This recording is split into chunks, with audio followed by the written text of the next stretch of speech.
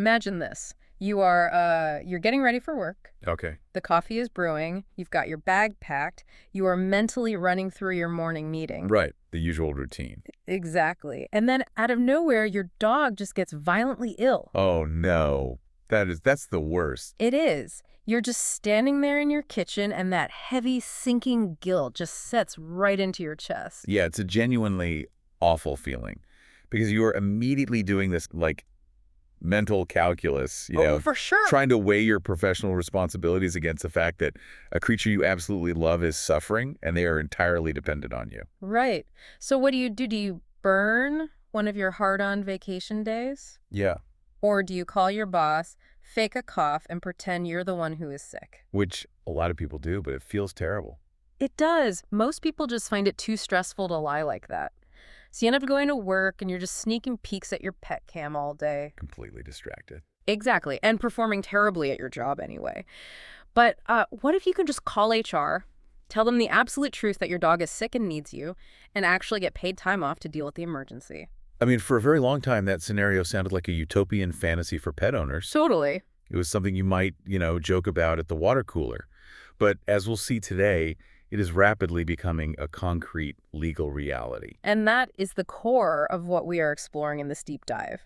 We are looking at the evolving legal and cultural definition of family in the workplace. Right. Specifically, we're focusing on Italy because they are making some truly groundbreaking moves to legally mandate paid sick leave for pet care. And for you listening, whether you're a devoted pet parent, an HR manager trying to navigate the messy realities of employee welfare, or just someone fascinated by how society redefines legal rights. Yeah. This deep dive is going to reveal how the concept of the multi-species family is basically forcing governments and massive agile corporations to adapt to a totally new reality. To understand how we actually got here, we're looking at a really compelling stack of sources today. We really are. We've got Italian Supreme Court rulings. We are digging into the text of proposed parliamentary legislation called the Dory Bill. Which is fascinating. Very. And we're looking at international news reports ranging from The Guardian to CBS, plus analyzing some deep shifts in corporate HR policies. So we have a lot of ground to cover. We do. Our mission today is to unpack how a single, seemingly isolated court case about a dog literally sparked a national legislative movement. And, what this actually means for the global future of work-life balance. Let's get into it. Okay, let's unpack this. So the modern momentum for this entire movement really traces back to a very specific pivotal catalyst. Right, in Rome, back in 2017. Yes, the Cucciola case. Let's set the scene for this because it's a perfect storm of bureaucracy meeting real life. It really is. So we have this academic named Anna. She works as a public servant at La Sapienza University in Rome. Right. And she has an English setter named Cucciola. And unfortunately, Cucciola needed urgent surgery. It was a serious medical situation. Yeah, one that required constant round-the-clock supervision beforehand. So Anna did what, any responsible caregiver would do. She formally asked her employer for 2 days of paid leave to care for her dog during this critical window. Makes sense. And in a move that totally reflects the standard operating procedure of 2017, the university denied the request. They took the traditional stance, the logic being essentially, look, it's an animal, you have vacation days for personal hobbies, use those. Exactly, take your PTO. Right.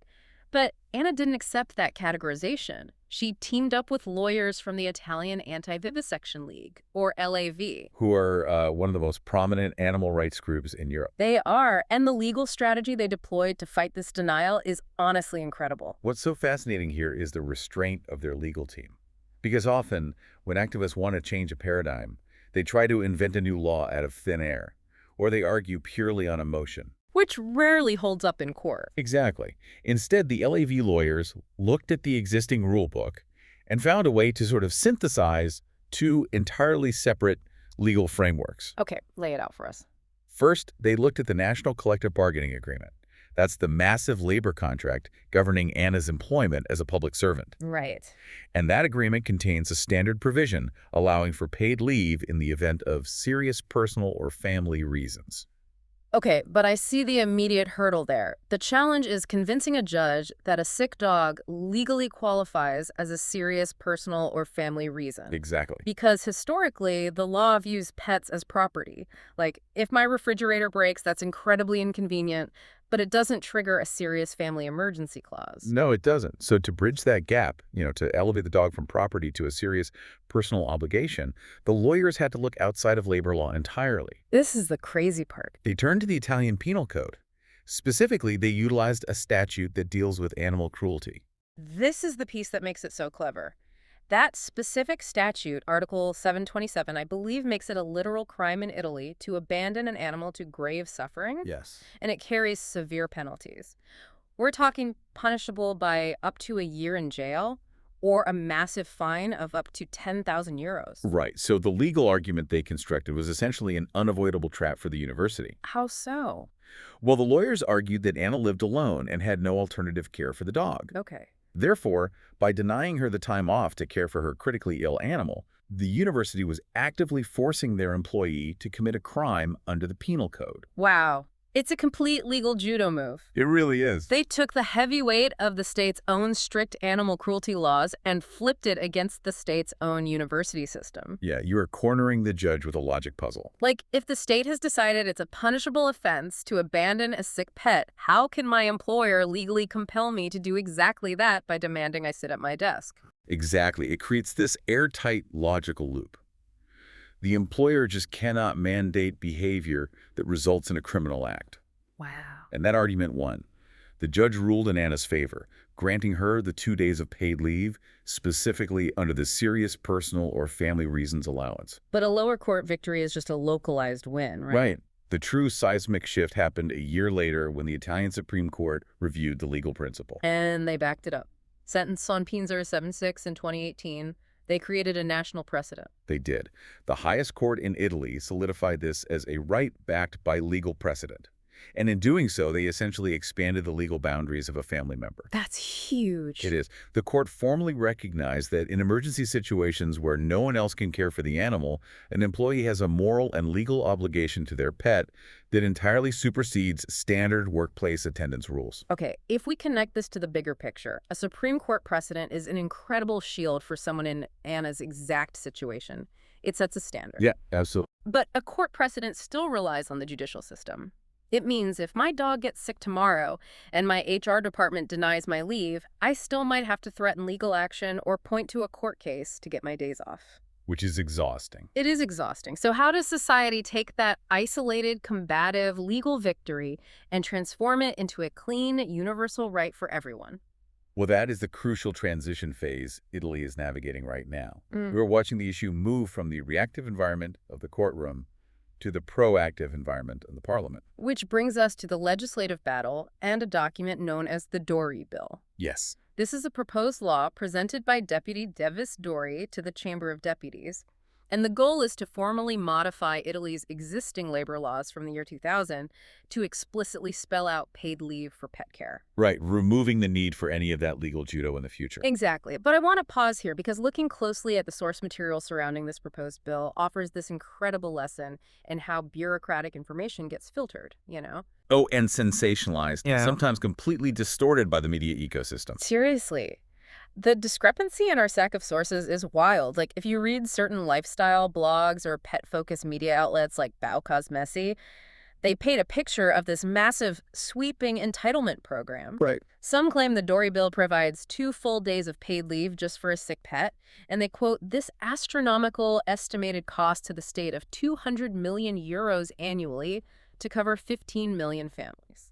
However, when you actually pull the official drafted text of the proposed legislation AC 24583, the numbers tell a much more conservative story. What does the text actually say? The actual text specifies 2 days of paid leave specifically for the death of a pet. Ah, okay. Yeah. For general illness or veterinary visits, it only allows up to 6 hours a year. 6 hours over an entire year. I mean, that is basically leaving a little early on a Friday to make a vet appointment. Exactly. It is drastically different from the 2 days off whenever your dog has a stomach ache narrative that's floating around. It really is. And the financial estimates in the actual text reflect that conservatism. The bill projects a cost of about 10 million euros drawn from the employment fund. Which is a fraction of the 200 million euro figure circulating online. A tiny fraction. Yeah. And the confusion is even compounded by financial news outlets reporting entirely different metrics. Like, some claim 3 days for death and 8 hours for illness. It perfectly illustrates how a popular, emotionally charged idea can quickly turn into a massive game of telephone. Totally. People hear paid leave for pets, and they just project their own hopes or fears onto the legislation. But stripping away the media distortion, the actual political debate in the parliament over those specific hours is intense. It is very heated. And looking impartially at the sources, both sides are making valid, deeply pragmatic They arguments. are. The proponents of the bill frame this not as some fringe benefit, but as a necessary social investment. How- They argue it perfectly aligns with a relatively recent major shift in Italian law. In 2022, Italy amended its constitution to specifically add the protection of animals to the nation's foundational principles. Okay, that's a big deal. Right, so supporters view the Dory bill as the natural legislative evolution of that amendment. It's moving from recognizing animals as sentient beings, in theory, to protecting them in daily practice. I understand the constitutional argument, but I also look at the opposition, and they raise concerns that literally any HR manager would immediately flag. Oh, for sure. Chief among them is the issue of equity. So let's play devil's advocate here for a second. Let's do it. Imagine an office environment. I am covering the workload for a coworker who is out for 2 days grieving the loss of their cat. Okay. But I don't get 2 extra days of paid leave just because my lifestyle or my housing situation doesn't allow me to own a pet. Yeah, I see where you're going. That creates an immediate, palpable resentment on the office floor. How do lawmakers justify creating a state-funded benefit that inherently excludes a massive portion of the workforce? Well, that equity friction is arguably the most challenging hurdle for the legislation.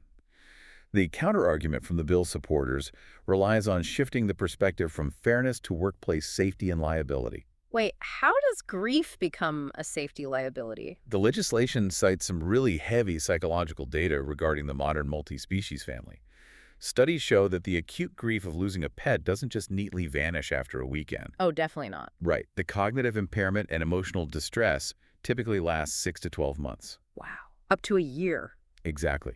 So if you force an employee to perform a highly delicate or dangerous job, operating heavy machinery, managing critical IT infrastructure, or driving public transit while they are actively grieving or severely sleep-deprived because of a dying pet at home. You are creating a very real workplace hazard. Exactly. The argument is that giving them a few days to stabilize isn't a perk, it's risk mitigation. That makes a lot of sense. But add to that the ever-present fear of fraud. The other major argument against this is abuse of the system. Naturally. Like, without strict rules, what stops an employee from looking at a long weekend, buying a hamster on a Thursday, and claiming bereavement on a Friday? And lawmakers are acutely aware of that vulnerability. It's why the proposed legislation abandons the honor system entirely. They built in incredibly strict bureaucratic guardrails.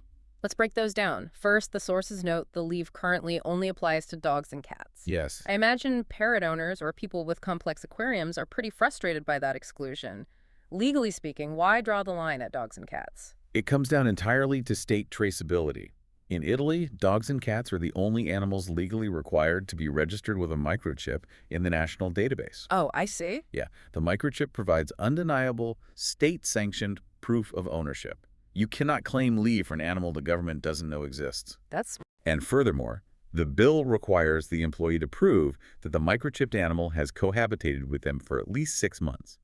so that brilliantly eliminates the buy a hamster for a long weekend loophole. Exactly. You'd have to plan your workplace frauds 6 months in advance and implant a microchip. Precisely. And to trigger the leave, you can't just call your manager and say your dog is acting lethargic. Right. The employee must provide a certified digital veterinary certificate detailing the severe illness or confirming the death. So the bureaucracy is intentionally dense. Very. It is designed to protect employers from being exploited while still providing a legal avenue for relief during genuine, documentable emergencies. So what does this all mean? Yeah. We have this intense legal maneuvering with the Cucciola case and now this heavily debated legislation in Parliament, but ultimately the law is just a mirror reflecting the society that writes it. Absolutely. This entire bureaucratic debate is merely a symptom of a massive cultural shift in how we view the physical home and the definition of family. The psychological reality of modern society has simply outpaced our mid-20th century labor laws. And the data makes this undeniable. What does the data say? Well, an Ipsos study from 2024 found that 56% of Italian families have a dog or a cat. 56%. Yes. We are talking about a clear majority of the workforce living in a multi-species household.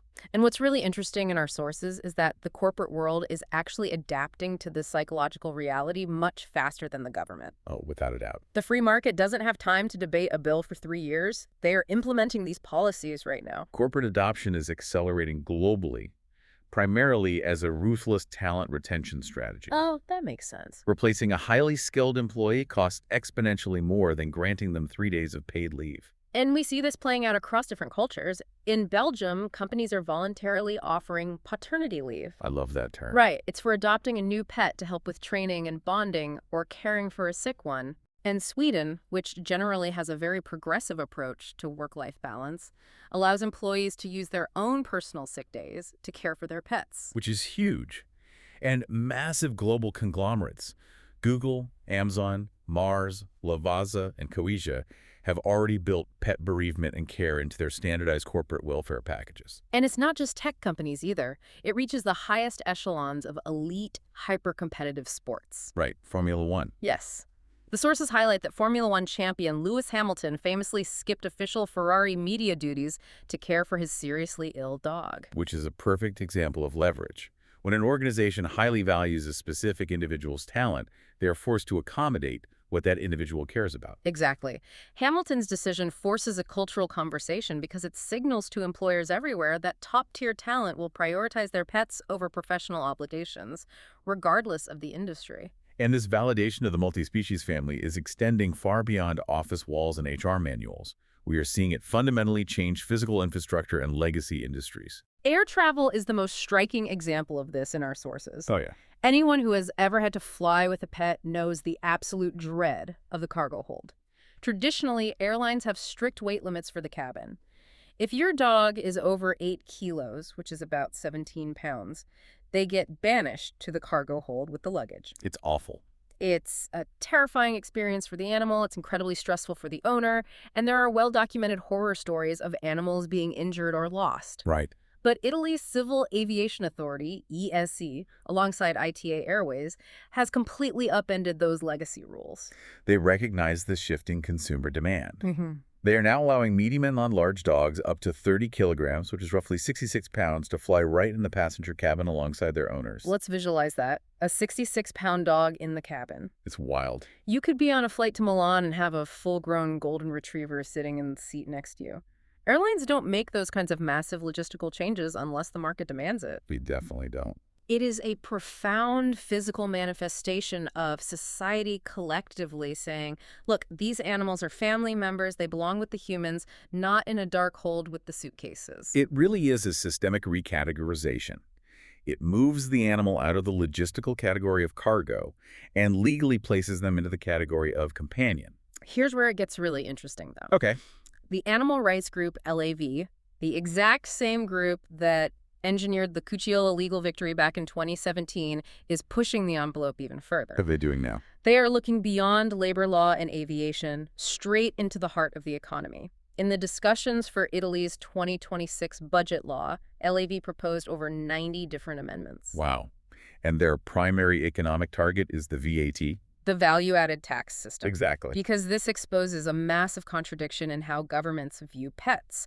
Right now, veterinary care and pet food in Italy are taxed at a premium rate. Right. The tax code essentially treats a bag of dog food or a life-saving veterinary surgery as if it were a luxury item. LAV is fighting to align the VAT on these items with the much lower tax rate applied to essential human goods. Their argument highlights a profound cognitive dissonance within the government itself. Yeah. You cannot have the judicial branch and the labor ministry acknowledging that these animals are integral family members whose illness warrants state-sanctioned emergency leave. Right. While the tax authority simultaneously taxes their food and medical care as if they were a luxury yacht or a designer handbag. Exactly. It's about demanding philosophical and economic consistency from the state. Yeah. It all ties together perfectly. The sick leave, the airplanes, the taxes, it's a total paradigm shift. Right. We are watching the messy, real-time process of a society trying to rewrite its rules to match the lives its citizens are actually living. Synthesizing all of these disparate threads, what we are witnessing is the formal institutional integration of the multi-species family Mm. into national labor, aviation, and potentially tax policies. Yeah. It is a vital acknowledgement by both the state and the corporate sector that ignoring human psychology and attachment is no longer a viable strategy. So true. Workplaces and governments must structure their systems around the actual emotional realities of their people, rather than stubbornly clinging to an outdated, rigid definition of what a family looks like. Which brings it right back to you listening to this deep dive. Think about your own workplace environment. Yeah, consider it. How does your HR department view your responsibilities outside the office walls? If you had an emergency with a pet tomorrow, would you feel supported by your company's policies, or would you feel that familiar sinking guilt we talked about at the very beginning? The landscape is shifting rapidly. It is, and it's worth asking where your organization stands on the curve. This raises an important question, though, and it's a lingering thought I'd like to take away from our exploration today. Okay, let's hear it. We've seen how a court recognized the profound emotional equivalence between losing a pet and losing a human relative. If labor laws and legal precedents are now officially adapting to this reality, how might this legal framework eventually reshape our entire definition of human relationships? Oh, I see where you're going with this, and it's a massive implication. Think about the underlying logic. If a microchipped dog legally qualifies as family for the purposes of emergency paid leave based on the depth of the emotional bond and cohabitation, could this exact same legal logic soon be used to demand paid leave for chosen family? Oh, wow. What about close friends, long-term roommates, or unmarried partners who currently fall completely outside the traditional blood and marriage legal definition of relatives? That's a fascinating point. If the new legal standard becomes the psychological reality of the bond rather than strict biology, the multi-species family might just be the vanguard for completely redefining human legal rights in the workplace. That is a massive paradigm shift to mull over. The way the law views the concept of family used to be so clean, so rigidly defined by marriage certificates and birth records, but it is definitely getting murky in the most fascinating way possible. Thank you for joining us on this deep dive into the multi-species family. Keep questioning the world around you, and we will catch you on the next one.